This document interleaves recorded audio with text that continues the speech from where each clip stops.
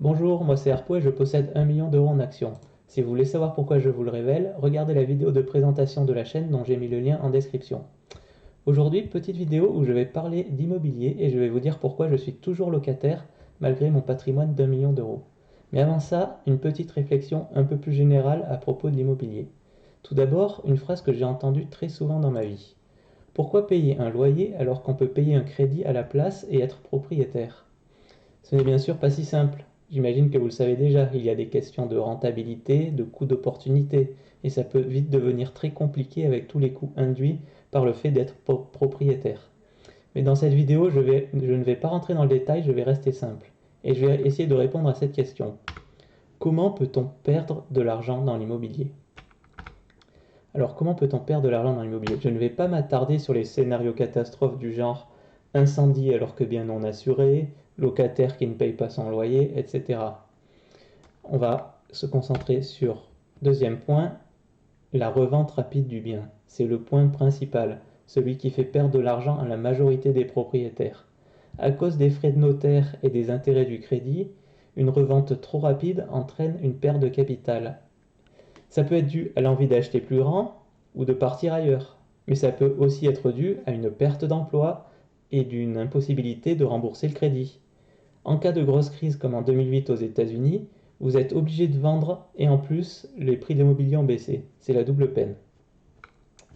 D'un autre côté, pour ceux qui font de l'investissement locatif, la rentabilité faible est surestimée. La rentabilité n'est pas forcément au rendez-vous quand on fait du locatif. Et surtout, parfois, avec le temps passé à retaper le logement et à tout gérer, ces coûts ne sont pas à sous-estimer. Enfin, dernier point, l'achat cash qui est souvent une mauvaise idée. Pour s'en convaincre, on va prendre mon exemple. Mon logement, c'est un T3 de 55 mètres carrés. Je dirais qu'il vaut dans les 160 000 euros en incluant les frais de notaire. Et je paye 570 euros de loyer par mois. Si je l'avais acheté en 2022, j'aurais eu 400 CW8 en moins. Je rappelle, le CW8, c'est un ETF Monde qui représente la majorité de mon portefeuille d'actions. Si je l'achète aujourd'hui, CW8 est à 500 euros. Donc ça fait 200 000 euros de CW8 aujourd'hui, moins 160 000 euros le prix de l'appartement, moins mes 24 mois de loyer à 570 euros, moins la flat tax de 30% sur la plus-value des CW8, et on arrive à 13 720 euros restants. Donc voilà, en n'achetant pas mon logement, j'ai gagné 13 720 euros. Et encore, là, je n'ai pas pris en compte tous les coûts annexes dus au fait d'être propriétaire, comme la taxe foncière et les frais de copropriété par exemple. Bon, il faut l'admettre, en 2 ans, le prix de l'immobilier a stagné et le CW8 est monté de 26%, ce qui est élevé. Mais cela illustre bien que l'achat en cash, en ne profitant pas de l'effet de levier du crédit, est souvent une mauvaise idée. Alors l'immobilier, ce n'est pas qu'un calcul purement financier, surtout quand il s'agit de la résidence principale. C'est un projet de vie souvent. Et donc on en vient aux raisons personnelles qui font que je n'ai pas encore franchi le pas de l'achat.